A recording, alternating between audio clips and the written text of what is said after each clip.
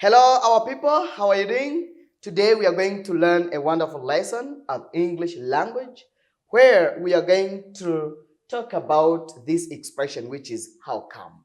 We are going to teach you how come in English, how to use this expression, how come plus a subject plus a verb. Are we together? Fantastic. But before teaching you the lesson, I would like to give you the three announcements that I always give you. Are we together? Good. The first announcement is to try your best to subscribe, please, if you want this channel to develop. If you want this channel to develop, try your best to subscribe. That is the first announcement. Subscribe to our channel. The second announcement, try your best to share our lessons to different people you know. The third announcement, I have the books here. Try to buy these books, please, if you want to develop your level of English. Good. This book is for an affordable price. And this one too. Try to buy them so that you can speak English very better. Nice. Then here, we are going to teach you the lesson, which is how come plus a subject plus a verb. But before, I would like to give you the word of today, which is rough. Rough. Rough is something that is not smooth. Smooth. This is the opposite of smooth. Okay? Smooth. Smooth, laugh. Smooth, rough. Then here, when you say something is rough, it is not smooth. Rough ni ikintu gikomeye, gihanda, gikakaye. For example, you can say, yesterday he climbed a rough tree. Ejo yuriye igiti cy'amahwa gihanda, cyaramugoye cyane kuko cyari no kumukomeretsa. Something that is rough, it is something that is not smooth. Ikintu kitari smooth tuvuga ko kiri rough. But this whiteboard is smooth. Smooth. Ariko mu byukuri iki kibaho kiri smooth. Kigize gute? Ntabwo gihanda. Kiranyerera. Ikintu kinyerera, ikintu kimeze neza gifite uruhu rukeye runyerera, tukita ko kiri smooth. Then something that is not smooth, it is rough. Okay? Rough. Something that is not smooth is rough. Ikintu noneho kitari smooth, kitanyerera, kidafite agahu kameze neza, tuba tukita rough. Fantastic. Good. For example, you can say, his hands are rough. His hands are rough. Nuvuga ngo ibiganza bye birakomeye cyane. Yagutema gusuje yagutema. His hands are rough. Rough. Good. But you can say, her hands are smooth. Urabizi ko igitsina gore nibo bakunze kugira smooth hands. Okay? Igitsina gore nibo bakunze kugira smoothie hands. Smoothie hands. Ibiganza bigize gute byoroshye.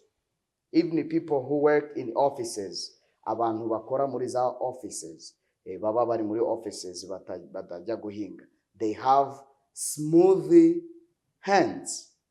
But there are people who have rough hands. Hari abafite noneho intoki zikakaye, zikomeye, ukagusuhuza ukagira ngo aragukandagiye. Ubona ashobora kugusuhuza arya rwose ukagira ngo aragukandagiye. That person has got or has rough hands. Nice. Then we are going to teach you how to use how come in English. How come plus subject plus a verb. We use how come when asking how or why something happens or why is the case. How come is used when we are asking why or how or why is the case. Tuba turi kubaza impamvu. Kuki? How come? Kuki bigenze bitya? How come you don't drink water? Kuki utanywa amazi? Why do you say that you don't drink water? Water is very important. How come you don't drink it? How come? That is a very wonderful expression that we are going to start to study. ni expression nziza, imvugo nziza y'icyongereza ivuga ngo how come. Very nice. How come you don't follow Pan Edutainment channel? Ni gute udakurikira channel ya Pan Edutainment? Umuntu ashobora kubimubaza. My dear friends, I follow other channels, but I don't know, or I don't follow Pan Edutainment channel. How come? How come you don't do that? Then here, how come is ajana na subject, ijane na verb. It is followed by a subject and a verb. How come? Examples. Here you can say, how come plus this is a subject. How come you cannot make a decision? How come you cannot make a decision in this meeting? Niku tudashobora gufata umwanzuro ari wowe wadutumyeho. How come you can't or you cannot make a decision in this meeting? How come? Kuki utabikora? How come? Good. Then here, how come you don't eat pork? Niku tutarya inyama y'ingurube? How come you don't eat pork? How come? Yes. How come? It's like, why don't you eat pork? Ariko mu yandi magambo kavuga, how come you don't eat pork? How come you don't eat pork? How come he disobeys you? Niguta gusuzugura ariko. How come he disobeys you? Niguta gusuzugura. How come he disobeys you? How come you smoke at your age? Wa mwana, you are still very young. How come you smoke at your age? Nigute koko unywa itabi ku myaka yawe? How come? Shame on you. Kimwaro kuri wowe. How come you smoke at your age? It's not good to smoke, please. Yes, it's not good to smoke. Yes. Good. Then how come you smoke at your age? But when you are mature enough, you may smoke because you know good things and bad things. Ariko yukuze ushatse wanywa, shobora kunywa itabi kuko ubuzi byiza n'ibibi. How come you smoke at your age? Ni gute ushobora kunywa itabi ku myaka yawe? Then here, number 5, you can ask someone, how come you always question me? For example, someone always questions you or question you. Then you can say, how come you always question me, please? Kuki buri gihe uhora umbaza ibibazo? How come you always abuse me? Ni gute buri gihe uhora umbwira amagambo mabi? How come you always question me? Kuki buri gihe uhora ugira ute umbaza ibibazo? This is a subject, okay? This is a subject. This is a verb. Verb to question, yes? This is a verb. Then how come is followed by a subject plus a verb? A verb. But this one is what we call an adverb of time. Do you still remember adverbs of time? Nice. Always is an adverb of time. Then here you can say, how come you always question me? Kuki uhora umbaza ibibazo cyane? How come you are in the pub at this time? You are subject and the verb and the verb. How come you are in the pub at this time? Ni gute rwose ushobora kuba uri mu kabari iyi saha? How come? Ntabwo byumvikana saa sita z'ijoro. A woman like you, how come you are in the pub at this time, please? Nice. Here you can say, how come you don't eat meat? Ni gute utarya inyama? Nibyo wishyiramo. How come you don't eat meat? How come you don't speak English? Can you say that? Kuki utavuga Icyongereza? For example, someone lives in England and has lived there for 20 years. Amaze imyaka wenda 20 ahatuye. Ukamubaza uti, how come you don't speak English in England? How come you don't speak English in England? Kuki utavuga Icyongereza se mu Bwongereza? Uhamaze 20 years. Washyizemo hararegeje, ntabwo washyizemo agatege ngo wige. Then you can say, how come you don't speak English in England or in USA? Good. Then here, how come you don't love your husband? Ni gute udakunda umugabo wawe? How come you don't love your husband? How come you don't press on subscribe? How come you don't subscribe? Ni gute udakora kuri subscribe? How come? Ni ukubera iki? Why don't you subscribe? Yes, it's the same as why don't you subscribe? Then here you can say, how come they love you more than I do? How come they love you more than I do? Ni gute se bagukunda kuruta uko ngukunda? How come they love you more than I do? How come? Yes, this is a very wonderful expression in English language. It will help you so much. Try to use it, my friend, in your daily English communication, right? Nice. Then here you can say, how come you are late again? How come you are late again? Ni gute wongeye gukererwa ko? How come? Shame on you. Isoni ugomba rwose biteye isoni cyane. How come you are late again? Yesterday your boss advised you not to be late again. Told you, obliged you not to be late again. How come you are late again? Ejo yakugiriye inama boss wawe.